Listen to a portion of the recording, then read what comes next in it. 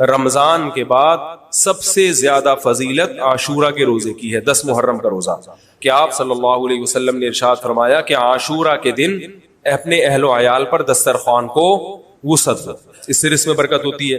قعدہ، ذی الحجہ، محرم اور رجب، یہ 4 مہینے جو ہیں اسلام میں اشہر حرم کہلاتے ہیں۔ مفتی طارق مسعود کے بیانات کے لیے مفتی صاحب کے آفیشیل چینل مفتی طارق مسعود سپیچز کو سبسکرائب کریں۔ محرم کے حوالے سے ایک بات کر لوں، یہ 10 محرم کا روزہ، رسول اللہ صلی اللہ علیہ وسلم نے ارشاد فرمایا کہ عاشورہ کا روزہ مجھے اللہ کی رحمت سے امید ہے کہ 1 سال کے گناہوں کا کفارہ ہے، تو بڑی فضیلت ہے۔ رمضان کے بعد سب سے زیادہ فضیلت عاشورہ کے روزے کی ہے، 10 محرم کا روزہ۔ سمجھ رہے ہیں محرم میں ہمیں شریعت نے کیا کرنے کا حکم دیا ہے، اسلام کیا کہتا ہے؟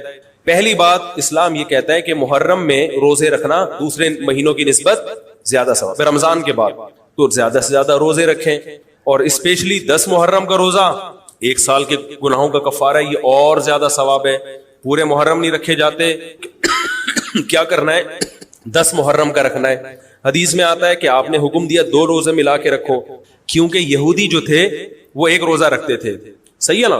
تو یہودیوں سے مشابہت سے بچنے کے لیے ہمیں حکم دیا کہ اس کے ساتھ 1 اور روزہ ملائیں۔ تو علماء یہ کہتے ہیں کہ آج کل یہودی 10 محرم کا روزہ نہیں رکھتے، تو اب مشابہت ختم ہو گئی ہے۔ تو اگر کوئی 9، 10 یا 10، 11 کا رکھ لے تو اچھی بات ہے، نہیں تو صرف 10 محرم کا بھی رکھ لے تو بھی انشاءاللہ پورا ثواب ملے گا، کیونکہ اب اس میں مشابہت رہی نہیں ہے۔ سمجھ رہے ہیں کہ نہیں سمجھ رہے؟ یہ کرنے کا کام ہے۔ دوسرا کام، محرم میں گناہ دوسرے مہینوں کی نسبت زیادہ، اس کی قباحت زیادہ بڑھ جاتی ہے، کیونکہ 4 مہینے محترم ہیں، شوال، ذی قعدہ، ذی الحجہ، محرم اور رجب، یہ 4 مہینے جو ہیں اسلام میں اشہر حرم کہلاتے ہیں۔ قرآن کہہ رہے فلا تظلموا فیہن انفسکم، ان میں اپنی جانوں پہ ظلم مت کرو۔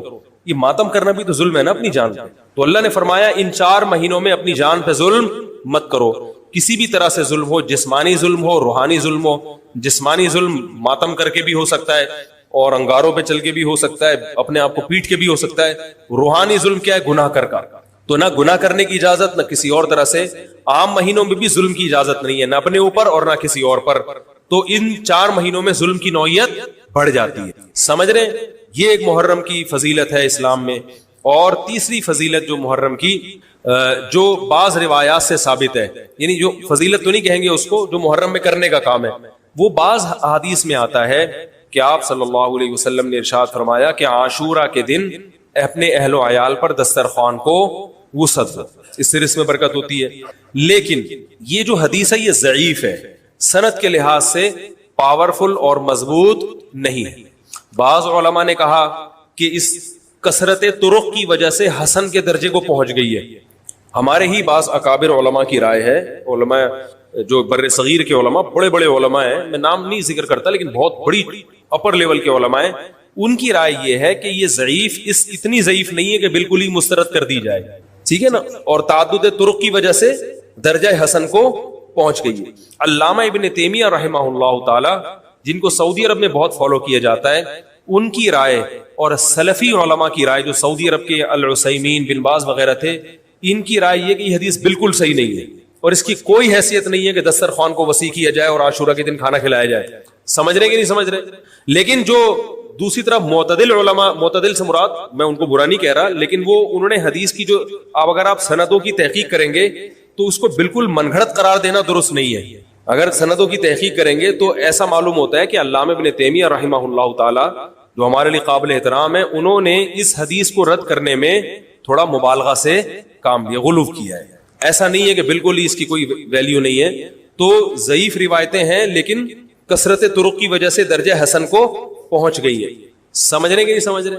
اس وجہ سے بعض علماء کی رائے، بلکہ جمہور کی رائے یہی ہے کہ محرم میں اگر کوئی اپنے بچوں کو جمع کر کے اچھا کھانا کھلا دیتا ہے 10 محرم کو، اور یہ حلیم شاید یہیں سے نکلا ہے، میں شاید یہیں سے نکلا ہے کہ یوں وہ اچھا کھانا ہو جائے گا، تو وہ کہتے ہیں کوئی حرج نہیں ہے۔ لیکن ایک بات جو دوسرے علماء کہتے ہیں، جو میری بھی سمجھ میں آتا ہے، بلکہ میں نے پہلے کہیں پڑھا تو نہیں، میرا دماغ اس طرف گیا، لیکن اس کی تائید میں علماء کے فتاوی مل گئے، دیکھو اگر کوئی حدیث ضعیف ہو یا حسن ہو تو صرف حسن ہونا کافی نہیں ہے، یہ دیکھا جائے گا کہ یہ دوسری صحیح حدیثوں سے ٹکرا تو نہیں رہی ہے. یہ بھی ایک فقہ کا اصول ہے کہ اگر ایک کمزور چیز ہے لیکن وہ طاقتور دلیل سے ٹکرا رہی ہے تو پھر اس کمزور چیز کو بالکل رد کیا جائے گا. تو عاشورہ کے دن روزہ رکھنے کا حکم ہے، یہ بالکل بخاری مسلم کی صحیح حدیث سے ثابت ہے. اور جو کھانا کھلانے والی روایت ہے وہ اس ٹکر کی نہیں، اس کو تو ابن تیمیہ جیسے محقق نے بالکل ہی کالعدم قرار دے دیا، بعض عرب علماء نے بھی بالکل کالعدم قرار دے دیا، اگرچہ ہماری رائے ہے کہ بالکل کالعدم نہیں ہے، لیکن بہرحال اس میں محدثین کا بڑا اختلاف ہوا ہے. جبکہ روزہ رکھنے والی جو روایات ہیں وہ بالکل بے غبار ہیں، ان کو سب صحیح مانتے ہیں. تو کھانا کھلانا اور روزہ جمع بولو بھائی نہیں ہو سکتا، اس لیے کہ اگر وہ روزے کا دن ہے تو کھانے کا دن نہیں ہے، کھانے کا دن ہے تو روزے کا نہیں. ابن تیمیہ رحمہ اللہ تعالیٰ کی رائے یہ ہے کہ بعض لوگوں نے شیعہ کی مخالفت میں غلو کیا ہے. شیعہ نے اس دن کو چونکہ منحوس بنا دیا 10 محرم کو، تو انہوں نے مخالفت میں اس دن کو ایک سیلیبریٹ کرنے کے لیے نا کھانا کھلانے کا حکم دے دیا کہ ہم منحوس نہیں سمجھتے بلکہ اس کا کیا کریں گے اپوزٹ کہ کھاؤ اور کھلاؤ. تو انہوں نے کہا یہ بھی غلو ہوا ہے دوسری طرف. بھائی منحوس نہیں ہے، مبارک ہے ہماری نظر میں، لیکن اتنا مبارک کہ اس میں کھانا کھلانا اور یعنی عید والا عنصر کھانا کھلانا تو عید کے دن ہوتا ہے نا، تو عید نہیں ہے بہرحال. تو یہ بھی بڑی جاندار بات، اگرچہ یہ عقلی دلیل ہے مگر یہ ایسی نہیں ہے کہ بالکل اس کو کالعدم قرار دے دیا جائے. تو اب علماء نے دونوں حدیثوں کو تطبیق کی کوشش کی علماء نے کہ بھئی کھانا بھی کھلاؤ اور روزہ بھی رکھو، افطاری میں کھلا دو، سحری اور افطاری میں.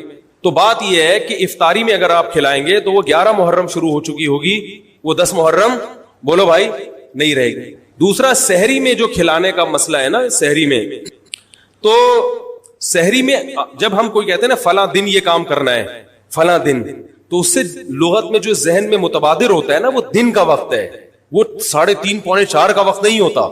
یہی وجہ ہے کہ جو لوگ اس حدیث پر عمل کرتے ہیں عاشورہ والی، وہ دن میں کھانا کھلاتے ہیں، دوپہر کے ٹائم لنچ کرتے ہیں. وہ افطاری میں تو ویسے ہی دسترخوان وسیع ہوتا ہے بھوک کی وجہ سے.